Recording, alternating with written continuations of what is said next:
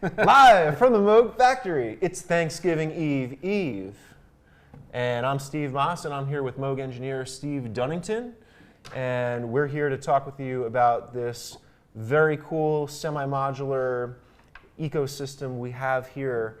The last time that Steve and I were here, we were talking about the Moog Mother-32 and the DFAM and the possibilities of using multiple DFAMs in your setup. Today we've got one of each. We've got a Mother-32 DFAM sitting up top in the two-tier rack, and the relatively new Moog Grandmother keyboard semi-modular analog synth.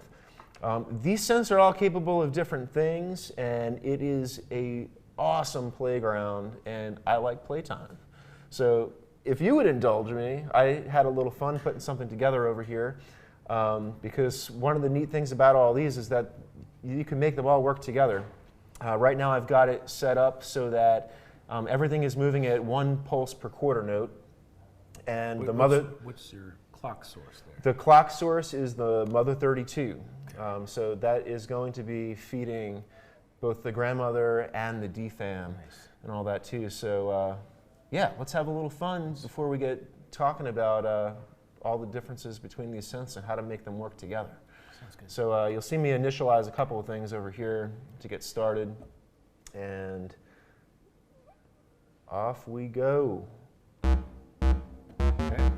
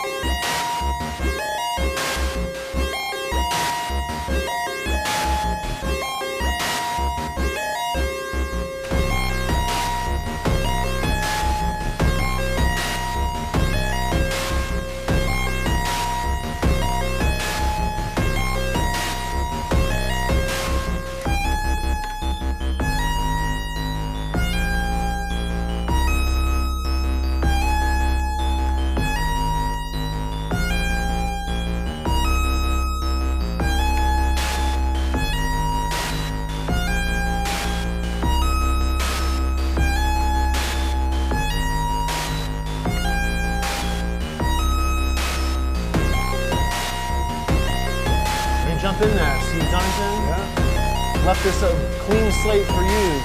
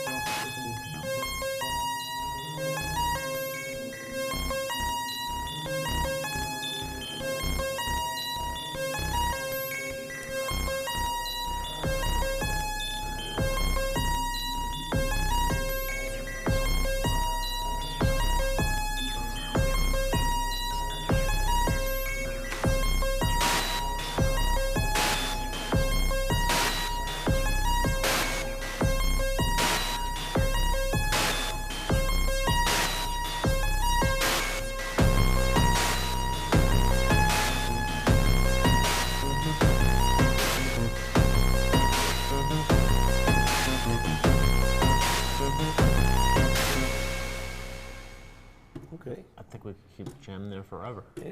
Yeah, nice. Awesome. So let's talk a little bit about what we did here. What did we do? To get that all going. So the first thing that I did was actually create the bass line on the Grandmother. Yeah. And there too, it was utilizing both oscillators. Starting off with just oscillator 1, then I brought in oscillator 2 to fatten it up, just an octave higher than it. You were using the sequencer to do that. And Yeah. The sequencer, I gotta say, I love the sequencer on the Grandmother, and we said that all three of these sequencers are completely different. What I love about the Grandmother is that you've got 256 steps to program in there that you can play in order, both forwards, backwards, and one of my particular favorite ones is at random. Setting this semi-modular system up to actually be a free-running synth like a fully modular synthesizer is amazing. And with 256 steps, with the ability to have ties and rests and accents and even legato and all that when you plug in when you're programming in your sequence and all that, just so simple as a matter of just like pressing one note, holding it down, and pressing the next gives you this legato effect. So it's really easy to. I heard that glide. Yeah, so, that's how you get the glide thing going on. Yeah, phenomenal sequencer. So bass was doing the Grandmother was doing the bass. Mother-32 was giving us a lead, and if you remember from our last live stream that we did, we were talking about how to use some of the oscillators of the DFAM as additional voicing, and I decided I wanted to grab oscillator 2 from the DFAM and sync that up to the Mother-32.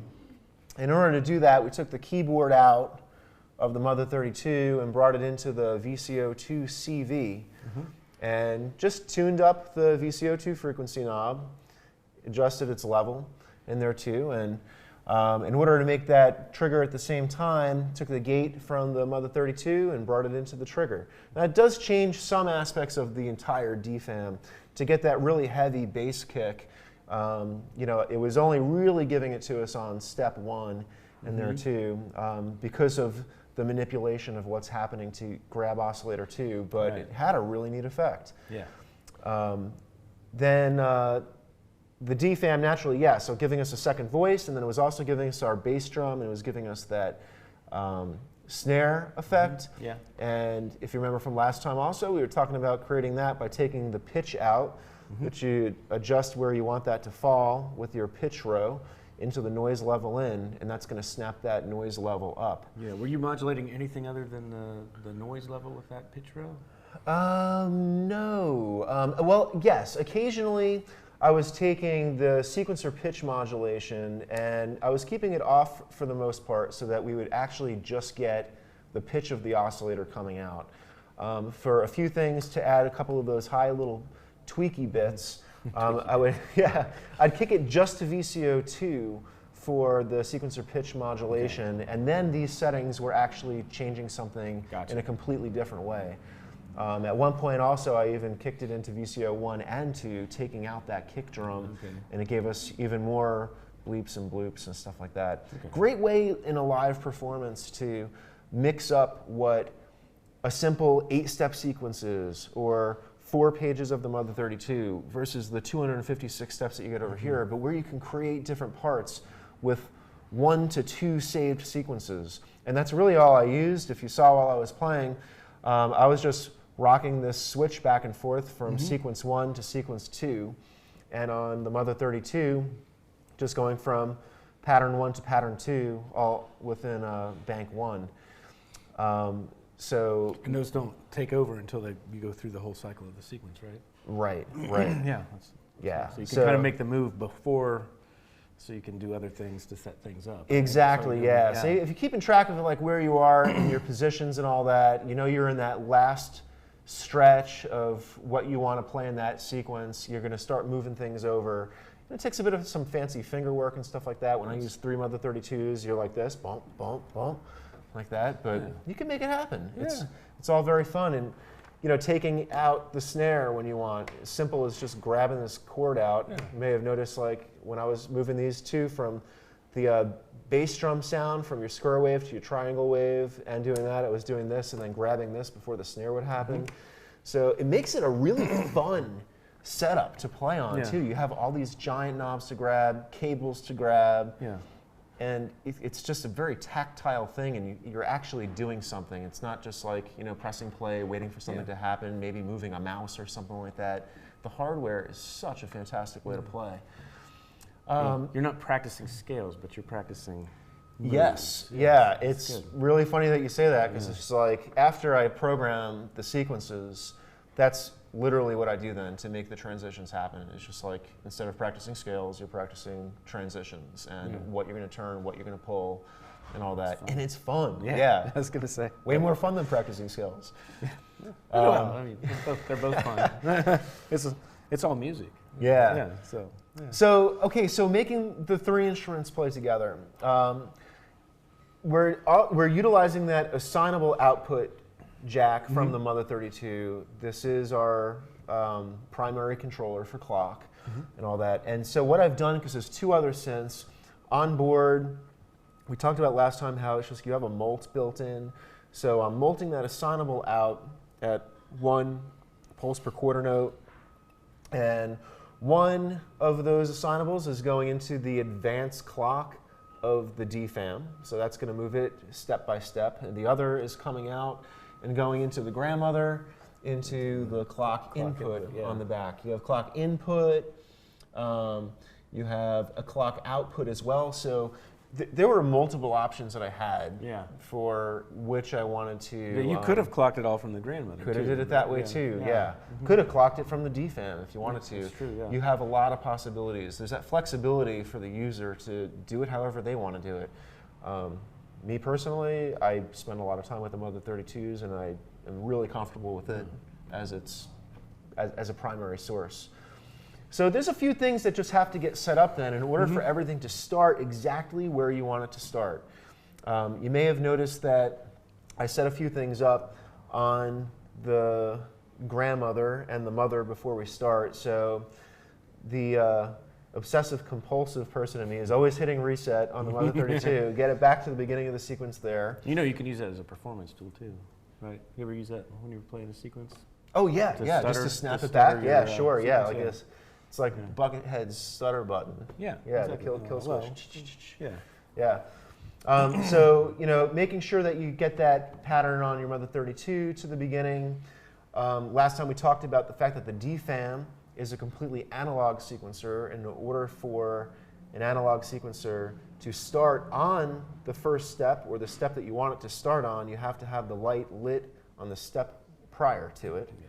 So you want to have that light lit up, and then hit run and stop. Nothing's going to happen because it's already looking for that clock. Yeah. And then lastly on the grandmother, making sure that your sequence is there. What's neat about the grandmother is the sequence is always going to start from the beginning once it stops. So you want to make sure that you have play ready to go, and that's going to start your sequence. Then you hit hold, I saw. I did, yeah. So I could very easily, you know, start the beginning of the note, choose the note that I wanted to start on over here, and press run on the Mother-32, since that's our primary clock source. But I would be having to hold my finger down just by pressing play. This hold button now enables me to, after I start this, just to let it go, and grandmother's just going to keep on going at that point. Yeah. So that's essentially how you get that all set up at that point. Now, again, you know, the program aspect of it, you know, you just have to make sure you have everything lined up. You're dealing with different amount of steps, 8 steps, 32 steps, 256 steps. So you're keeping track of a lot of different things. Yeah.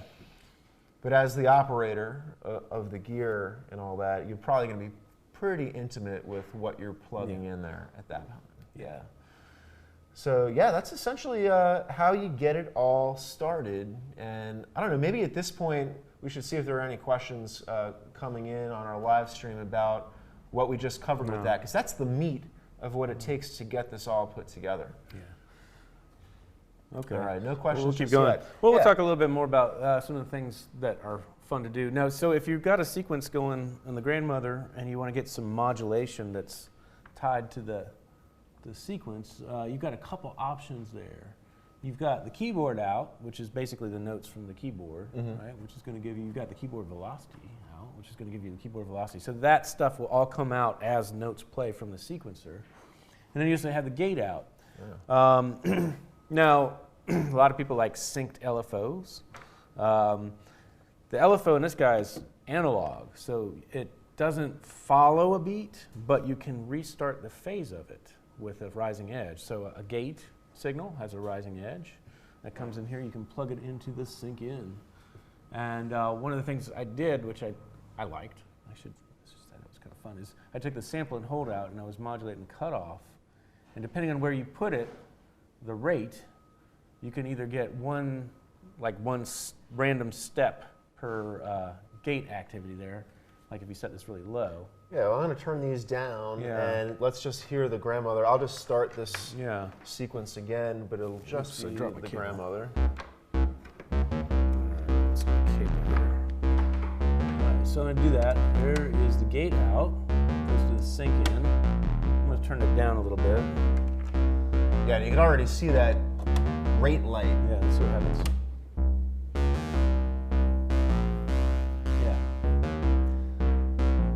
So I'm getting kind of random voltages synced to the tempo of the sequencer. Now, here's something really cooler.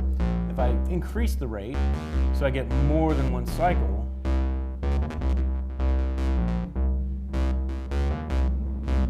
you get kind of interesting rhythms.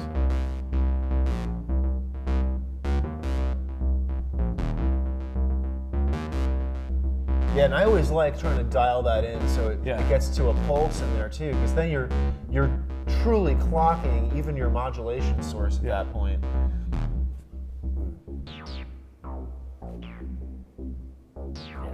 There we go. Cool. So that's a fun little trick you can if you want to get some clock-based modulations happening. Another thing that you have is you have envelopes. Envelopes are triggered from the gates. So I was doing something. I didn't have a good luck because I hadn't practiced this, but let's see if I can get this to happen. So I'll take my attenuator out. Yeah.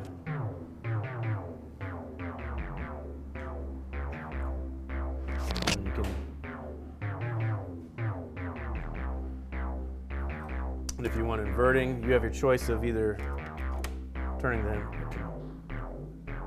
attenuator down. We also have a negative output of the envelope, so that's kind of fun. One of the things though I like is hard sync, and so I'm going to turn.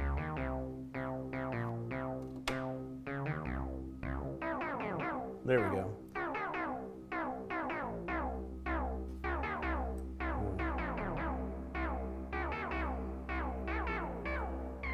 That spring reverb action. Yeah, there you go. So those are some fun modulation things you can do. So I'm taking the envelope out, attenuating it, and going into the pitch input of oscillator 2, which is hard sync to oscillator 1. It's giving me kind of a catty sound. Incidentally, if you want a really heavy sound with hard sync, a square wave is really your friend. It's kind of a hollow sound, but it gets a very nice sound. All right, so anyway.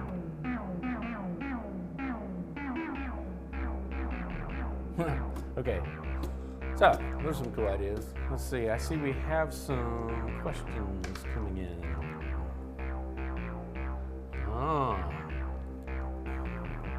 The first question is, does the single ADSR on the grandmother limit filter possibilities? That's a fun question. Here, can we stop that and let's do it. There we go. Here. All right. Do I need to unplug this to play the keyboard here? I think so. Yeah. It's a good one. There we go. I don't know. We're good. Got it? Okay. So so the grandmother, it only has a single envelope. You know, the mother only has a single envelope as well. Sure does. But there's other ways you can get things to happen. Now, Note that the VCA has a switch here where you can drone it. It has this thing in the middle called keyboard release, right? All right, so if I turn this off there. It's basically the gate, and then you have also a release control. So, you have no control over the attack, you have no control over the decay and sustain. It's basically like an organ-style envelope with release. Yeah, because the envelope is then tied to the VCA at that point. Yeah. So if I want to have some timbral stuff going on top of that, just simply do.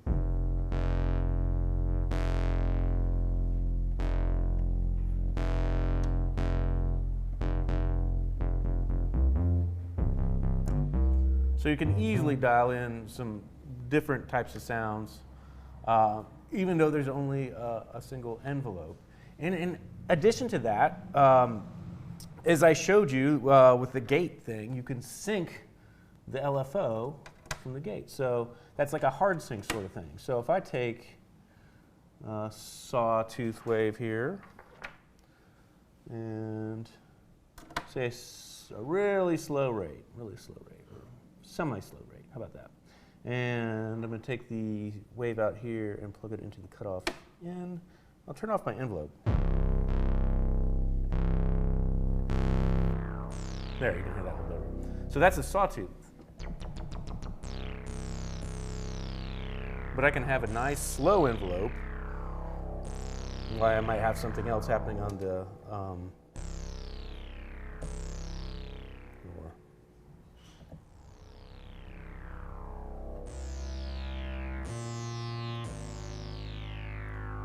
So I might have a slow rise on the VCA envelope and then a slow fall on the filter.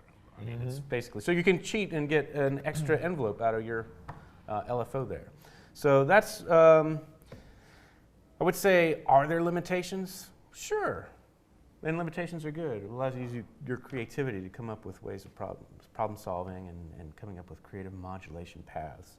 It's interesting you said that too, because when we were designing the synthesizer too, I actually felt like it might be too limited with what the patch points are until I actually got my hands on it and was using it. And as a Eurorack operator myself, I was amazed actually with all that you can do with those patch points. It really is quite a bit of possibility, and there's so many different tricks that you can use to get it to do things. Not to mention that you can split all of these modules off into their own modules to use with other gear too. They could all be decoupled and used as standalone modules too. So there's really just endless possibilities with it there. I'd like to just point out a couple of things since we are talking about that too. You know, some of the things that you can do, like in the mixer section over here, there is an instrument input on the back of the instrument, but in the mixer section, you could actually use oscillator 1 in, 2 in, and noise in as additional inputs for external audio. That's right, and then they're routed into these controls here. Right, so it decouples oscillator 1 or oscillator 2 or your noise, and then these become your attenuators for volume for your external audio input, which is just so fantastic. I mean, it's just like, oh, I'm not using oscillator 2, or I don't need that noise source, and you want to run something else into it. It's just brilliant. Yeah, that's good stuff. We have another question about how can you tune the DFAM oscillator to the grandmother baseline. Okay, so can we clock locally here? Let's see. Let's do that. So we'll just do play and... You want this to get started? Shouldn't need it. I unplugged the clock. What do we got here? Oh, did I do something patch-wise maybe? Here, I unplugged the clock here. Ha! It should be playing. Yeah, what did I do? Oh, sorry, my bad. I was doing something silly. Okay, so, all right. Okay, so there's our sequence. So what we'll need to do, if you want to tune the DFAM to the grandmother, very similar to what we did before, right? Yeah. Let's grab that oscillator 2 again. Yeah. Okay. Oscillator 2 it is. Is hard sync on or off? Let's turn it off. It is on. Let's You want turn it off? Yeah. All right. We got The volume up here for We it. need to get some sort of signal. So what we're going to do... Get it to that trigger? Yeah, we're going to get the gate into this trigger here.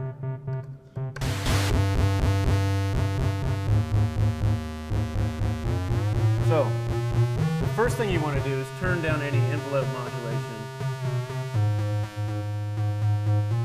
And then you use your ears or a tuner. Then you tune it for the least amount of beating if you don't want beating.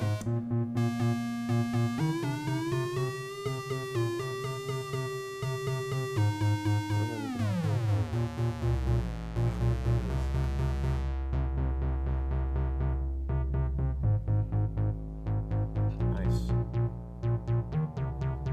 Yeah, so how do you do it? Patch cables and your ears. Yeah, so to go over that one more time. So- Just like we did with the Mother-32, we're taking the gate out of Grandmother. the grandmother, going to the trigger Trigger. input of the DFAM, and then you're going to take your keyboard out of the grandmother into either VCO1 or VCO2 CV input. Yeah. And somewhere then under tuning here. with the VCO2 frequency knob. Now, if you don't want to use the DFAM as a sound source, right? You can take VCO2 out here, and then here, let's patch it into the noise here. Ooh, make a 3 oscillator synth there? Yeah. So that is, now we're listening to the DFAM. There we go. And then, there you go.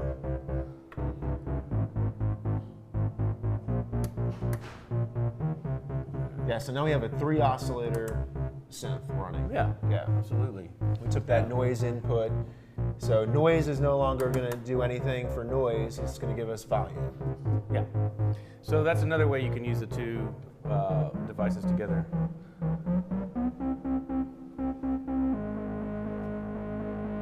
And so you hear they track very nicely. It's a you can transpose the sequence here, right? Is that right? Yeah, that would.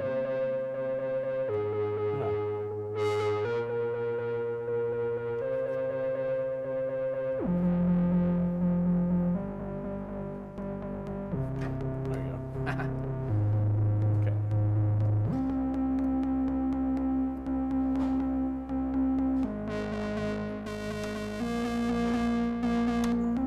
Yeah, great question. So, yes, and then we have these patch cords here. So other things you can do. Let's see some other things that you might want to do. Some of the things that you can do is take advantage of this amazing spring reverb effect that's built into the grandmother.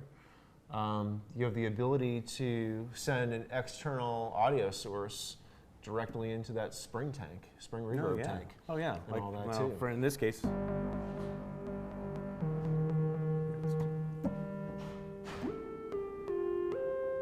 We're hearing the DFAM the DFAM. And we're just hearing a straight output of the oscillator 2 here.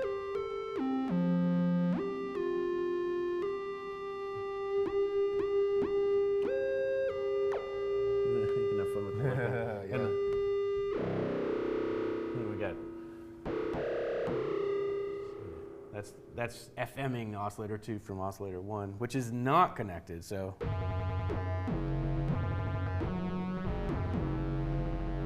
So if we tune oscillator 1,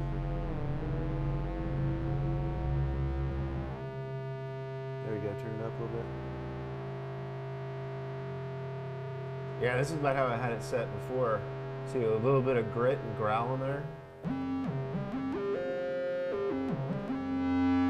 But it goes way out. Yeah. Oh yeah. Almost into like ring mod territory. Yeah, it does, doesn't it?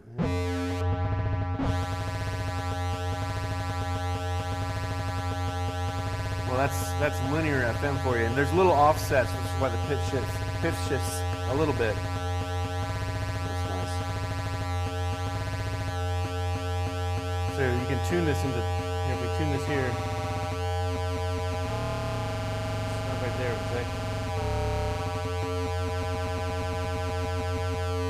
There we go. So all the C's are going to be in tune, and all the other notes are going to have clang. Yeah, some of that harmonic distortion. Yeah, so you get some really fun, hard sounds like that. Yeah, with all these inputs and outputs, really you have a lot of possibilities of what you can do with these things. And we haven't even used half of what we could patch together on it too. Yeah. Well, Steve Dunnington, I think we covered what it is what we wanted to look at today in today's live stream. If there are any burning pre-Thanksgiving questions about using these instruments together, because the Black Friday sale started yesterday actually for these instruments, not the Grandmother, but it's $4.99 for both the DFAM and the Mother-32. It's a great time to start building up this rig if you've been interested in it. So talk to your local dealer about it, get yourself some Moog, and have some fun. Have some fun, yeah. Check back in with us for our live streams. Refer back to the videos for some help and tutorials. Jump on our website for chat if you have any questions, and we'll be here to help. All right, sounds like a plan. All right, thanks for joining us, gang. Bye-bye. Happy Thanksgiving.